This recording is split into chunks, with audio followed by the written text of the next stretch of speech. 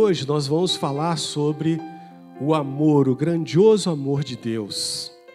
Irmãos, nós estamos vivendo um tempo de ataque, embora nós estamos vivendo uma aparente paz, uma aparente bonança, nós não estamos vivendo um tempo assim, nós estamos nos preparando para dias mais difíceis.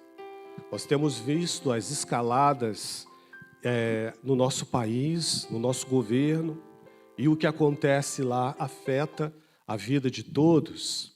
Nós não conseguimos nos distanciar disso. Isso aí eu não vou nem me preocupar com isso. Obviamente que nós não vamos nos preocupar mesmo, mas nós vemos que nós temos sido atacados como povo de Deus, e isso desde o nosso nascimento. Desde que a igreja ela é estabelecida pelos apóstolos, o que Jesus fez na cruz, Jesus ascende aos céus, e aí então os apóstolos eles colocam aquele plano em prática, ali no livro de Atos, e tudo começa a acontecer. O livro de Atos ele traz os atos do Espírito Santo acontecendo na dinâmica da igreja. Nós vemos que nós já nascemos como igreja num ambiente de oposição. E essa oposição, ela nunca se apartou da nossa rotina de igreja. Então, o que nós vemos hoje não é novidade, mas leis são criadas para silenciar-nos cada vez mais, e cada dia mais nós vemos que precisamos, às vezes, somos até intimidados a usar as palavras com um pouco mais de tato. E às vezes a gente deixa de dar o verdadeiro recado de Deus, aquilo que Deus sempre rejeitou, não começou a ser aceito agora, porque um grupo decidiu que as coisas precisam ser diferentes. Então percebam, irmãos, nós estamos debaixo da graça e do amor de Deus. Então, nesse mundo de aflição que nós estamos vivendo, nessa era de angústias sem fim, numa era onde nós estamos vendo pessoas descobrindo síndromes de todos os tipos, e nós estamos vendo que os jovens estão sofrendo muito com isso.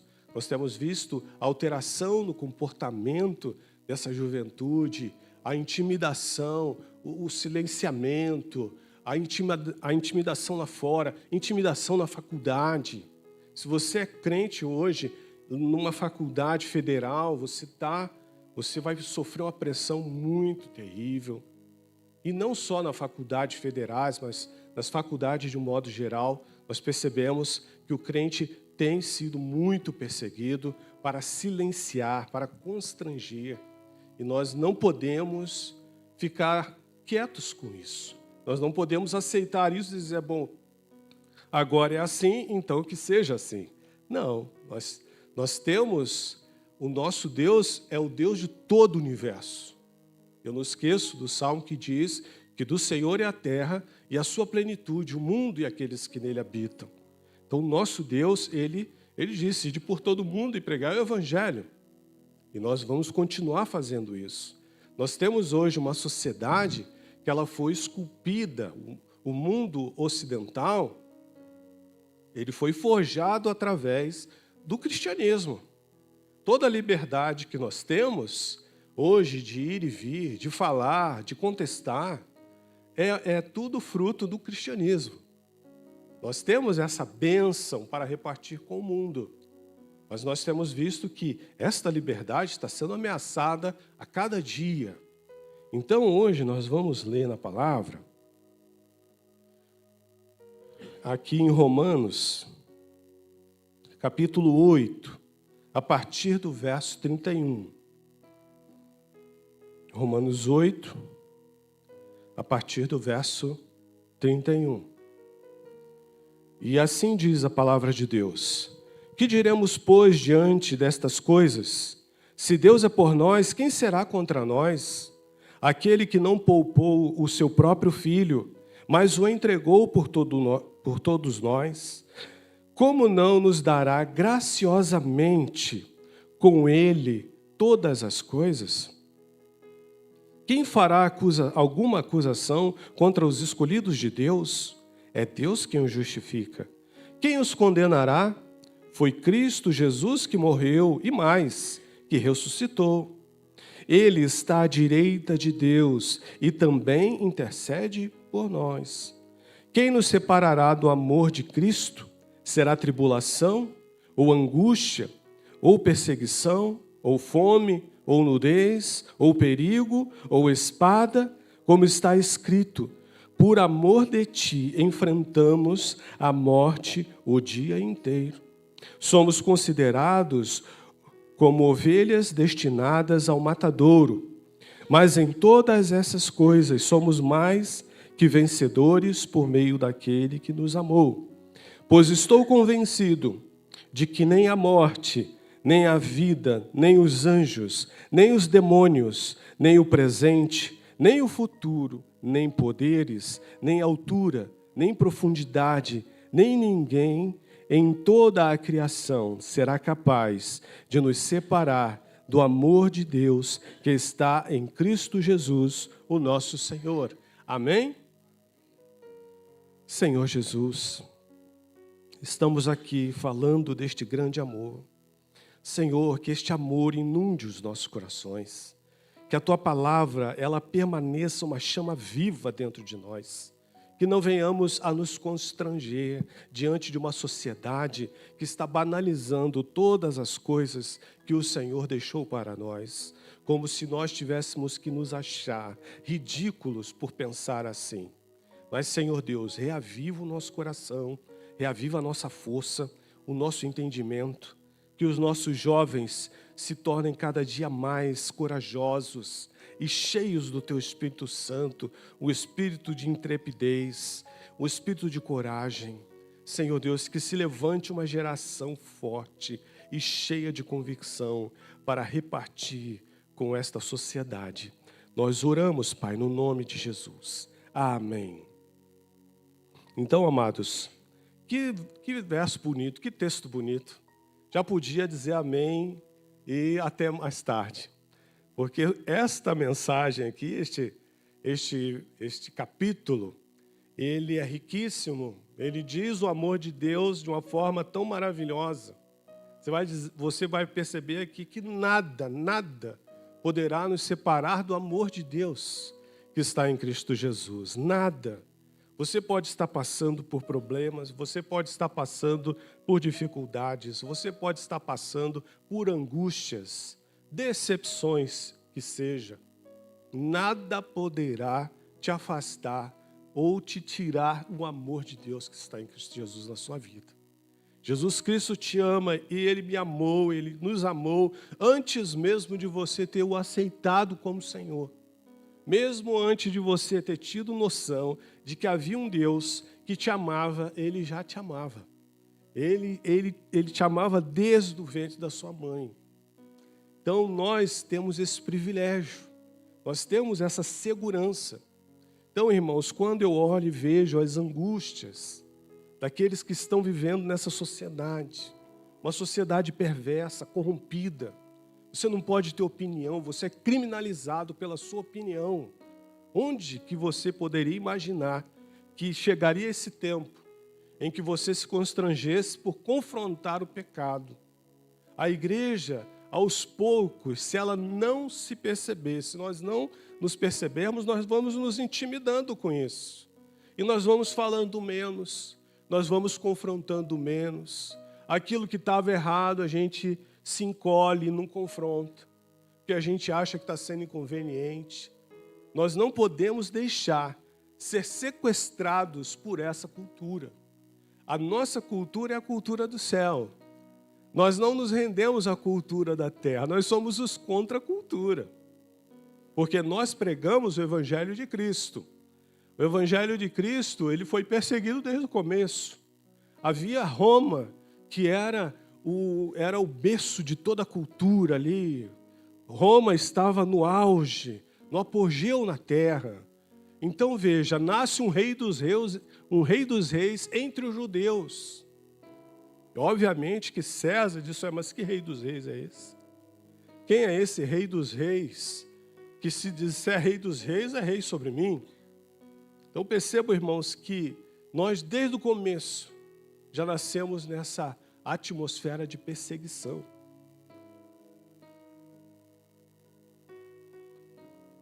E quando Paulo escreve essa carta, ele está também num clima de perseguição. A igreja estava num clima de tensão. A igreja começou com cristãos sendo queimados. E os comentaristas dizem que faltava postes para colocar os cristãos para serem queimados, para acender e iluminar a cidade. Foi nesse clima, foi nessa atmosfera que nós nascemos. Nós hoje até estamos vivendo uma certa tranquilidade, mas você está sentado nesse banco hoje, podendo calmamente ouvir o pastor pregando, mas isso custou sangue. Isso custou o sangue dos nossos irmãos. Isso custou o sangue do nosso Salvador. Mas os nossos irmãos foram cerrados ao meio. Eles foram queimados, eles foram... Imagine pais vendo seus filhos morrerem. Essa é a igreja que estava tão designada, ali com tanta força para fazer o que Cristo mandou, que eles foram capazes de não desistir em meio a todos esses desafios. E nós temos isso hoje, mas é um desafio que não está na carne nem no sangue. É um desafio na alma, é o desafio de você lá no trabalho. É o desafio que quando você se posiciona como cristão, as pessoas ficam olhando para você assim. Como se você tivesse que se constranger pelo fato de ser um cristão. Todo mundo pode ser o que quiser, mas você não pode ser o que você é. Então nós, irmãos, temos um Deus maravilhoso. E quando nós pensamos que não foi... Jesus não nos comprou com prata ou com ouro. Ele nos comprou com o seu próprio sangue. E vemos, irmãos, e vendo esse verso aqui, o verso 31, quando ele diz assim: o que diremos, pois, diante dessas coisas? Se Deus é por nós, quem será contra nós? Mas o 32 diz assim: aquele que não poupou o seu próprio filho. Irmãos, esse é o obstinado amor de Deus. Ele não poupou o seu próprio filho por você, por mim. Você pense no seu bebê, no seu filho que você tanto ama. Pense, irmão, nos seus bateristas. Você seria capaz de pegar ele e entregá-lo para ser traspassado por homens vis, por pessoas que não se importam com o pecado, não se importam em se prostituir? Você daria esse menino? Foi o que Deus fez por mim e por você. Ele não viu problemas em entregar. Ele não titubeou, ele não ficou indeciso. Deus entregou o seu próprio filho. Entregou a Jesus. E esse sangue foi derramado por mim e por você, para que hoje eu e você não fôssemos escravos do pecado. E é impressionante, irmãos, que nós não ouvimos mais tanto isso. Nós queremos mensagens que não nos confrontem a certa medida. Mas, irmãos, a gente precisa mergulhar mais fundo.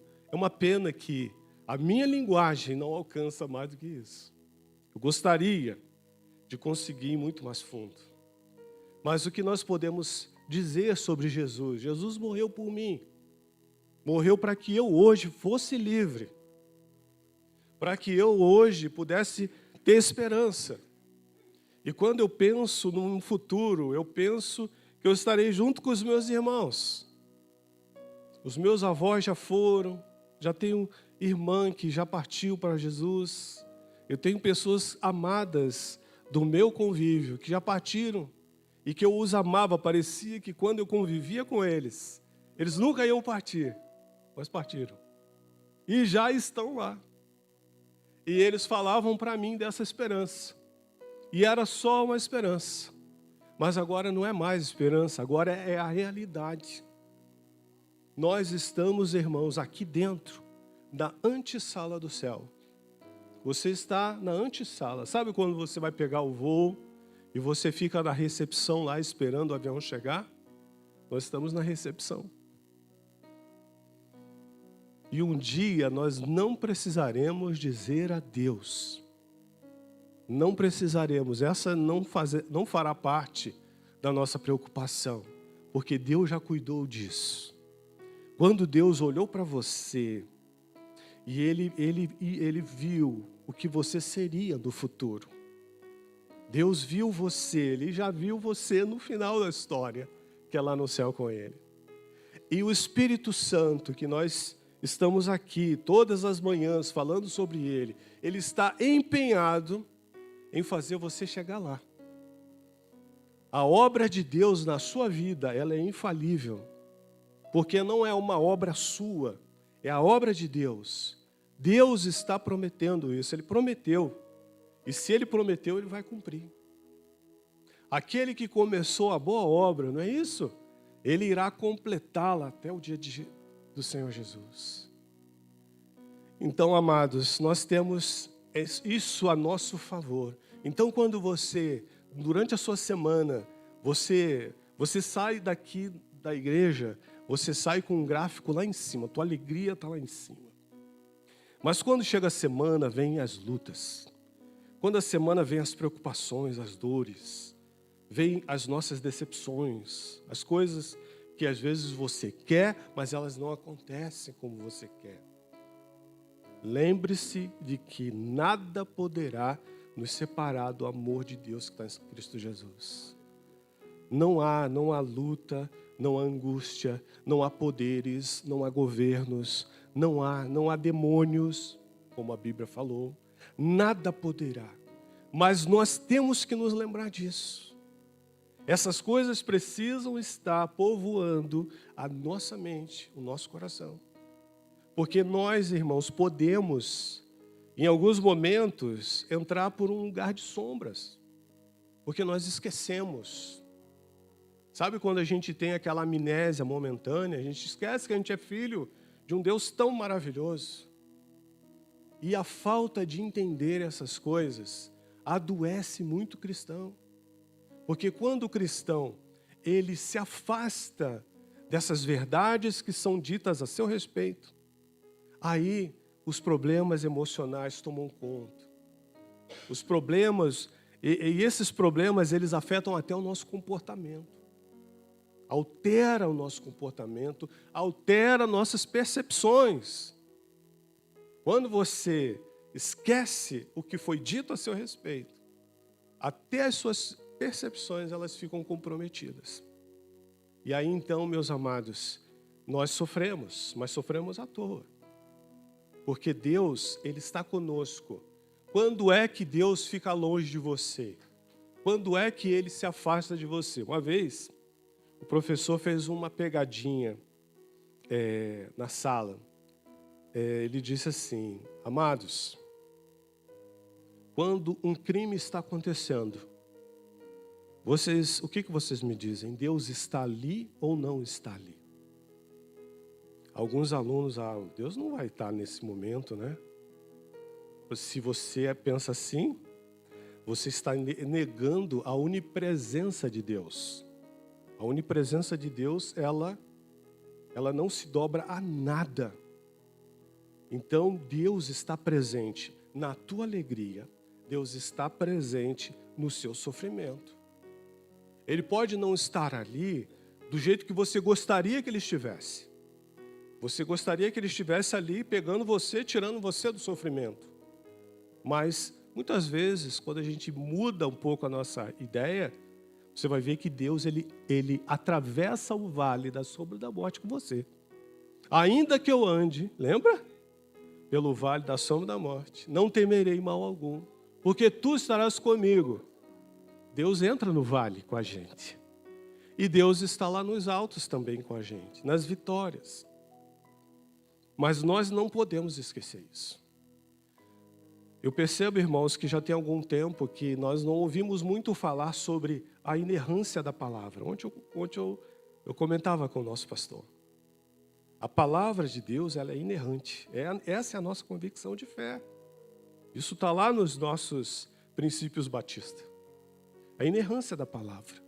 A palavra de Deus é infalível.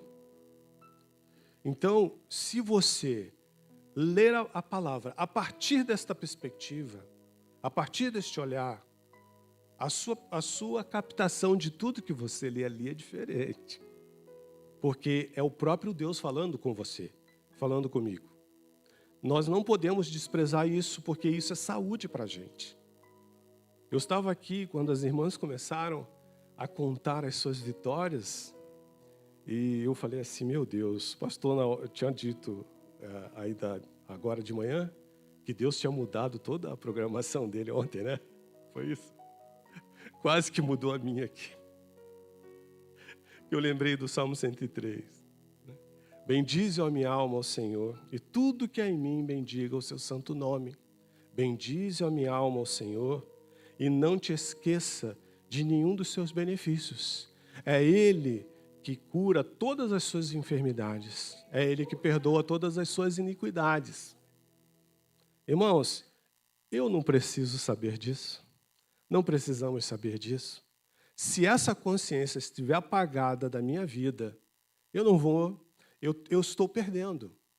É por isso, irmãos, que cada um de nós aqui, depois de algum tempo de vida cristã, nós precisamos de nos tornar especialistas em explicar isso. Nós não podemos fazer da escola bíblica um lugar só de treinamento. A igreja como um lugar só de treinamento. O jogador de futebol vai para o treino todas as semanas, todos os dias. E você acha que ele vai fazer o que depois dessas semanas de treino? Ele vai jogar. Ele quer ganhar o campeonato. Ele não quer só treinar. E nós, às vezes, admitimos isso. A gente treina. É bom que isso enche a nossa vida. Mas nós temos que treinar para jogar. Para viver, no nosso caso. Nós vivemos. O Evangelho de Cristo encheu a minha vida, encheu a sua vida, e agora nós reagimos a isso. O Evangelho de Cristo, ele não pode ser um lugar na nossa estante. Um lugar que você gostou. Tipo, eu gosto de estar aqui, gosto de ouvir a palavra de Deus. Eu gosto de ouvir isso, enche meu coração. Gosto de ouvir os louvores. Mas a gente não pode se apaixonar por isso e deixar o Criador de lado. E deixar de ser transformado por essas coisas. Isso transforma a gente. Cada palavra de cada semana molda você. É o formão na mão do escultor. Deus está te esculpindo. Deus está removendo os excessos. E Deus está te dando uma nova perspectiva de vida. Até para ser um homem de sucesso, uma mulher de sucesso. Deus está te encorajando. Deus está encorajando para você viver o tempo que Ele te deu aqui do mais alto nível possível. E nós não podemos esquecer isso.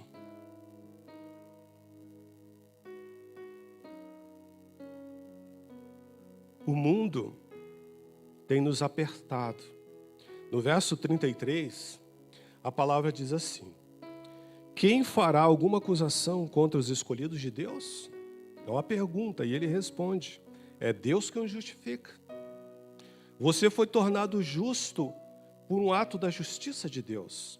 E a justiça de Deus, sabe quem é? É Cristo. Cristo é a justiça de Deus. Foi através de Cristo que você hoje pode falar assim: eu sou justo. Eu fui justificado, ou seja, eu me tornei um justo. Porque Cristo me justificou. Não pelas minhas obras, não pelo que eu faço, não porque eu sou. Mas é por Cristo. Cristo me tornou esse homem. Cristo te tornou essa mulher. Para você florescer, para você iluminar. Para você ser um agente no meio dessa sociedade que não vai te aceitar. Não vamos nos iludir. achando que você vai falar lá com o seu vizinho e ele vai, olha que maravilha. Era disso que eu estava precisando. Nem sempre é assim. Na nossa, eu quando mais jovem, assim que eu comecei a trabalhar para Jesus, lá por volta dos 15, 16 anos, eu lembro que lá no Rio de Janeiro a gente fazia nós tínhamos uma união de adolescentes naquela época ali, e essa união de adolescentes tinha algumas tarefas para fazer. E uma dessas tarefas era ir pregar dentro do trem. Hoje isso é proibido. Mas nós íamos tremendo, irmãos, tremendo, mão suando. Eu era o camarada que tocava o violão. Vamos lá. Juntava aqueles 20 adolescentes com Bíblia debaixo do braço. Naquele tempo os adolescentes tinham essa coragem. Olha aí, estou ficando velho, né, gente? Estou me revelando aqui. E quando nós entramos no trem, aí todo mundo ficou olhando, né? Opa, o que esse pessoal vai fazer, né? E nós ficávamos um olhando para a cara do outro, com medo. E ficamos ali um tempo. E o nosso líder de adolescentes falou assim, gente, e aí, vocês não vão começar? Um ficava jogando para cima do outro. Aí começamos a tocar, começamos a cantar e a coisa fluiu. Irmãos, nós precisamos voltar a esse tempo. Porque isso não foi um tempo. Isso é algo que é possível fazer. Você ter um grupo alegre, contente, em que isso já por si só já é um testemunho vivo que existe algo diferente ali. E nós deixamos isso passar. Mas nós podemos voltar. Tem muitas coisas que nós não podemos deixar porque, o que vão dizer? Mas esse tempo já acabou, pastor. Isso não é mais assim. Agora a gente vai nas redes sociais. Mas a gente vai ver que hoje nas redes sociais tem gato e cachorro lá. E falando do amor de Deus. O camarada está falando do amor de Deus lá, ó. Misericórdia. Mas nós não podemos acatar isso como, bem, se eles estão lá fora dizendo que esse é o novo normal, para nós não é. Para nós não é. E é por isso que nós somos criticados. Nós somos criticados, nós somos afrontados, nós somos rejeitados. Mas você quer o aplauso do mundo? Você quer o aplauso lá de fora? O meu maior interesse é que Deus diga para mim, ou para você, também você está nisso aí. E Deus diz assim, veja meu amado e fiel filho, em quem tenho prazer. Olha o que ele está fazendo. Glória a Deus. Quando eu vejo lá no livro de Jó, Deus fazendo um comentário a respeito de Jó. Tende visto, meu servo Jó, homem íntegro e fiel que se desvia do mal? O que Deus diz a respeito de nós? O que Deus diz a respeito de você? Nós precisamos de entender que quando você está em Cristo, você está em união com Cristo. Você está em união com a mente de Cristo. A mente de Cristo influencia o modo como você pensa. E se ele influencia o modo como você pensa, ele influencia o modo como você age. Então veja que o querer e o efetuar vem do Senhor, não diz a palavra? Segundo a sua boa vontade, tanto que o que você quer hoje, quanto o que você consegue efetuar, vem do Senhor. Quando você deseja, se os seus desejos são maus, seus desejos não têm relação com Deus. Ou seja, naquele momento você desligou. Você se desligou de Cristo. Ele não se desligou de você. Então, irmãos, aqui nós temos uma riqueza muito grande no livro de Romanos. Tanto que o livro de Romanos, ele lendo o livro de Romanos, Martinho Lutero se converteu. Lendo o livro de Romanos, Agostinho se converteu, que são aí os grandes expoentes do mundo cristão. E muitos outros se converteram lendo o livro de Romanos. Eu recomendo que você leia o livro de Romanos pelo menos uma vez por mês. Até você decorar o livro de Romanos. Porque tem tanta coisa boa aqui, irmãos. Percebam que o pastor Hernandes Dias Lopes ele fala assim, que se os evangelhos são os montes de Deus, o livro de Romanos são as cordilheiras do Himalaia, de tão alta que é. Nós aprendemos muitas coisas nesse livro, porque vejam, todos pecaram e destituídos estão da glória de Deus. Romanos 3:23, é isso? 3:23, não é isso? Todos pecaram e destituídos estão da glória de Deus. Nós aprendemos em Romanos. Nós estamos com todas essas informações, elas estão assim, ó, parecem estrelas rondando a nossa consciência.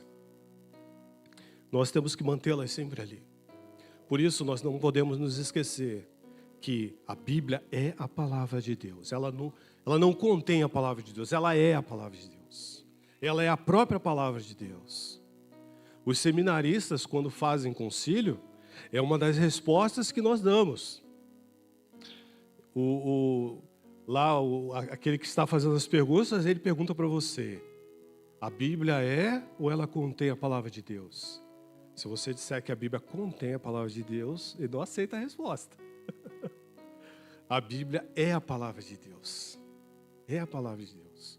Embora você vai ouvir muitas teorias aí fora, irmãos, se isole disso. Isole os seus ouvidos disso. O mundo está dizendo que, olha, foi dito isso, mas não é bem assim, é aquilo. As pessoas estão tentando, e a igreja está, em algum grau, se deixando domesticar por essa sociedade. Nós não podemos, nós somos selvagens. Nós não vamos nos domesticar nunca. Nunca. Nós nunca vamos aceitar as ideologias desse mundo. Percebam, irmãos, assim, olha, o que eu ouvi durante a minha formação é que novas ideologias são antigas heresias de roupa nova. Isso não é novo, isso já estava lá.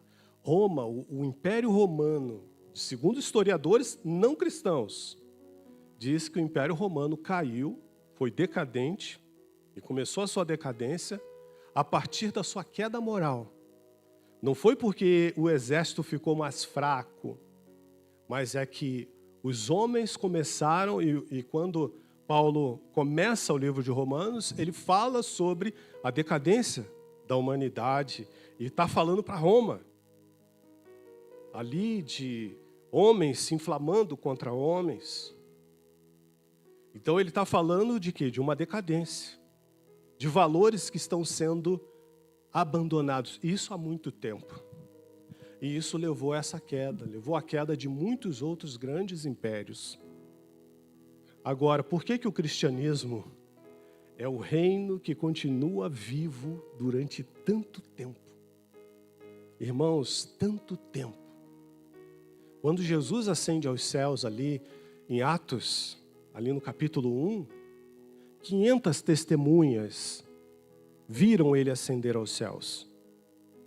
Se fosse mentira, essa mentira já tinha caído há muito tempo.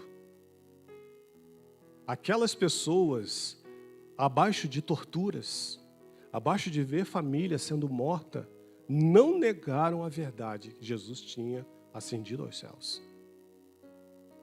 Irmãos, nós não podemos nos render. Olha, amados, sabe quando você baixa aquela tristeza na vida da gente, que você olha as perspectivas, elas estão muito aquém das suas expectativas?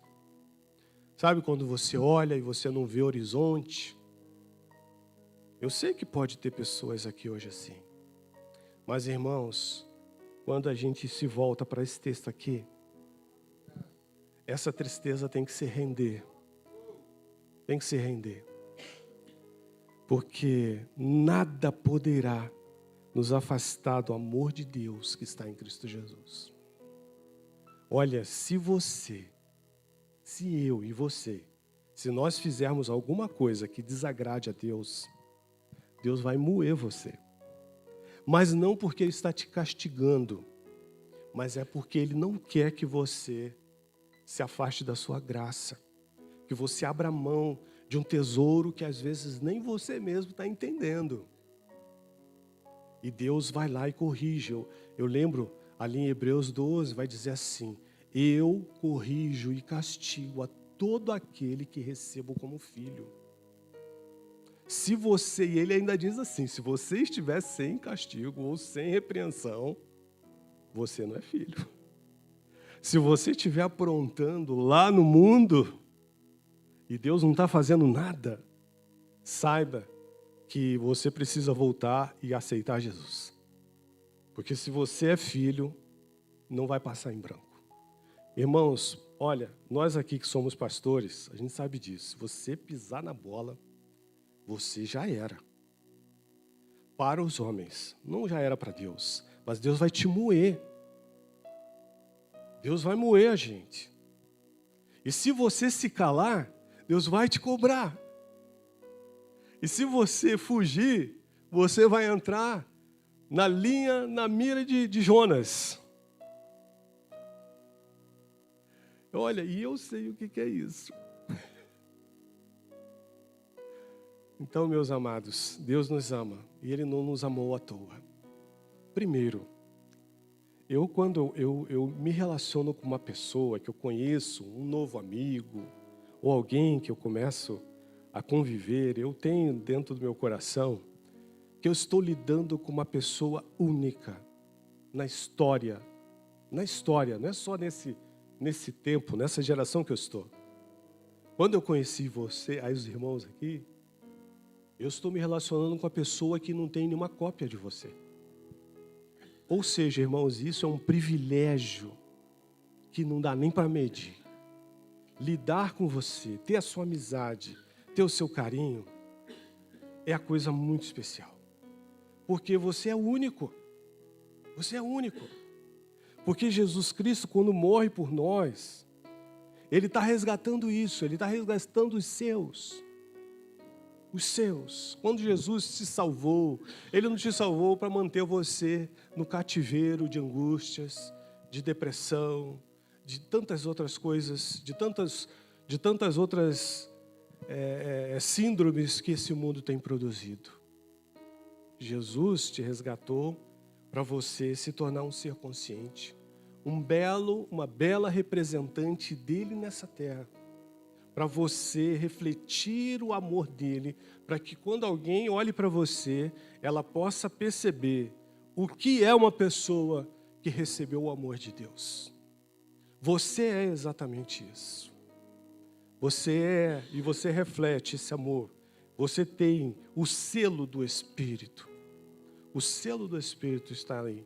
E lá em Efésios 1:13 diz, quando você ouviu e creu no Evangelho que os salvou, vocês foram selados pelo Espírito. Perdão.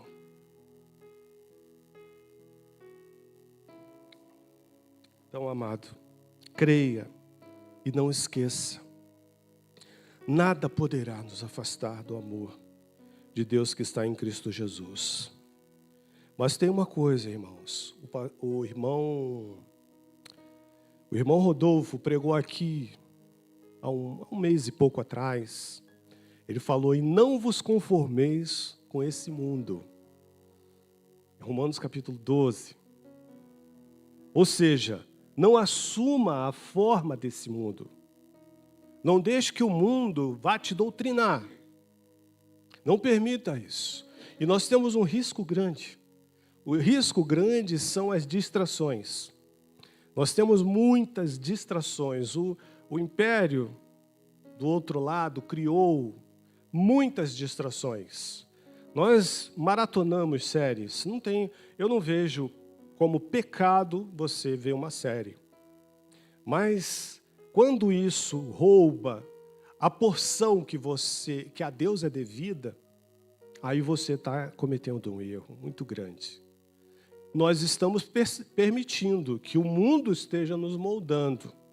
Porque naquelas imagens, naquelas palavras, imagens e situações hipotéticas, ali estão sendo lançados na frente de você modelos que a sociedade, a partir de um momento, ela vai começar a seguir aqueles modelos. Ela vai começar a assumir aqueles comportamentos. Camarada que dá a mão para os pais, vira as costas e vai embora. A mulher que já desistiu do marido, o marido que desistiu da esposa. Os filhos que... O filme já começa com pais separados. Já começa com pais divorciados. Esse é o que o mundo quer que você acredite que é um novo natural. Mas para nós não. Mas para nós é não só se você estiver revestido do poder, do Espírito e do conhecimento. Não vos conformeis com este mundo. Não tome a forma dele. Antes, nós precisamos de crescer em conhecimento. É o que a palavra de Deus diz. E quando Deus, ele te dá uma ordem, cumpra essa ordem. Ela não é benefício para ele, é benefício para você. É para você, não é para mim, não é para ele. Bom, eu vou obedecer a Deus, que aí sim, aí ele vai ficar feliz. Deus, ele não precisa da gente para ser feliz ou para ser Deus, ou para viver num lugar de plena alegria. Ele não precisa, nós precisamos. Quando eu obedeço a Deus e faço a sua vontade, eu estou beneficiando a mim mesmo. E o mundo diz, mas vocês não podem fazer isso, mas vocês não podem fazer aquilo. Vocês não podem nem isso, nem aquilo, como se o que ele está dizendo fosse a melhor coisa do mundo. E não é. Nós temos visto tantas pessoas feridas, tantas pessoas machucadas. Eu tenho ouvido alguns depoimentos de pessoas extremamente tristes, infelizes. Como que está difícil a situação do jovem hoje procurando uma companheira ou um companheiro. Gente, é um dilema pelo qual precisamos orar pela nossa juventude. Porque encontrar um homem de Deus dentro da igreja, às vezes, ela tem dificuldade. Assim como ele quer encontrar uma mulher de Deus dentro da igreja e ele não acha. Ou, às vezes, não está olhando para o lugar certo. Então, amados, nós temos essas bênçãos, essas grandes bênçãos de Deus. Eu gostaria de ler aqui ainda mais um pouco para que isso fique na nossa cabeça. Quem fará alguma acusação contra os escolhidos de Deus? Quem pode fazer, irmãos? Ninguém pode, porque ninguém morreu por você. Só Jesus Cristo pode. Quem os condenará? É Cristo quem morreu. E mais, ressuscitou. Ele está à direita de Deus e também intercede por nós. Jesus, ele não ressuscitou e vazou para o céu e deixou a gente aqui. E agora nós... Se vira, gente. Creiam em mim e a gente se vê lá na eternidade. A presença de Deus em nós, ela é ativa. Ela está te moldando. Ela está te forjando. Ela está purificando você como ouro. Essa é a palavra de Deus para essa manhã. Eu gostaria de orar por você e pela sua memória, para que você não esqueça essas coisas. Não esqueça, procure textos na Bíblia. Leia o Novo Testamento. Leia Colossenses, eu amo Colossenses. Leia Efésios, Filipenses. Leia, lá tem coisas para você e para mim, que vão alimentar, que vão incendiar a nossa fé, que vão fazer viva a nossa chama. Ela vai continuar viva e permanente. E você vai ser um entusiasmado, você não vai ser um desanimado, um crente que os outros precisam estar lá te visitando e te dando vamos embora, vem cá que eu vou te ajudar. Vem cá que eu vou te levar. Então, amados, vamos nos colocar em pé.